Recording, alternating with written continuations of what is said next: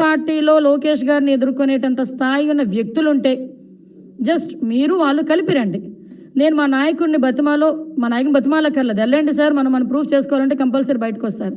మా నాయకులను ఒక్కరిని కూర్చోబెడతా. ఏ విషయంలో అతన్ని నువ్వు దాటుకుని వెళ్తావో చూద్దాం.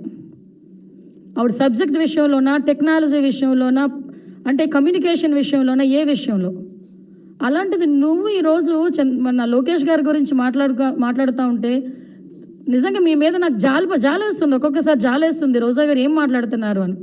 అంటే నేను అనేది ఒకటే, జనాల మధ్యలో ఎంతవరకు పొలిటికల్ ట్రెండ్స్ ఎలా ఉండేవంటే జనాల మధ్యలో ఎక్కువగా తిరిగితే పదవులు వస్తాయనో, లేదంటే జనాల మధ్యలో ఎక్కువగా తిరిగితే జనం తాలూకా మనకి బ్లెస్సింగ్స్ ఉంటాయనో అనుకుంటాం.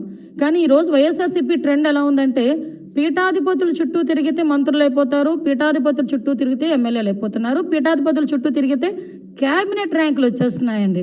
నిజంగా ఏదో అంటారు కదా, బ్రహ్మేంద్ర స్వామి ఎవరో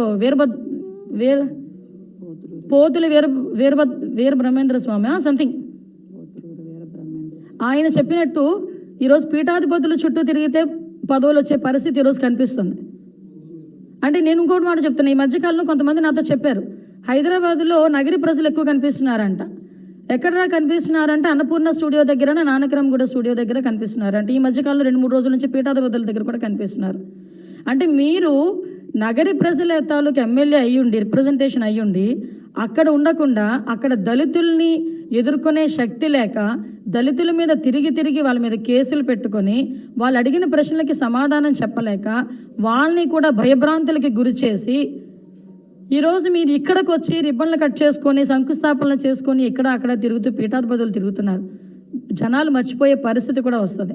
నేను ఒకటే చెప్తున్నా, రాజకీయాలు ఈరోజు ఉంటే రాజకీయాలు రేపు ఉంటాయో ఉండవో తర్వాత విషయం.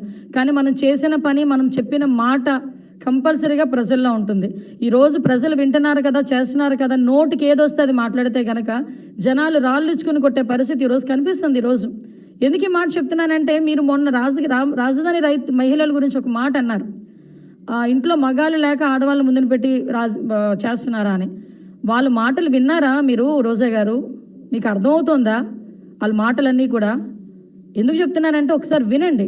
ఆల్రెడీ అక్కడికి కనుక మీరు వస్తే మీకు పిండ ప్రదానాలు చేస్తున్నారంట అక్కడ ఉన్న వాళ్ళు, రాజధాని మహిళలు.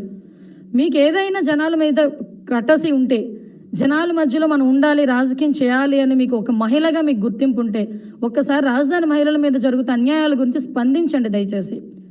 తర్వాత విషయాలు తర్వాత లోకేష్ గారు ఇక్కడే ఉంటారు, ఎక్కడికి వెళ్ళిపోరు, చంద్రబాబు నాయుడు గారు ఇక్కడే ఉంటారు, ఎక్కడికి వెళ్ళిపోరు, రాజకీయాలు కూడా ఇక్కడే ఉంటాయి.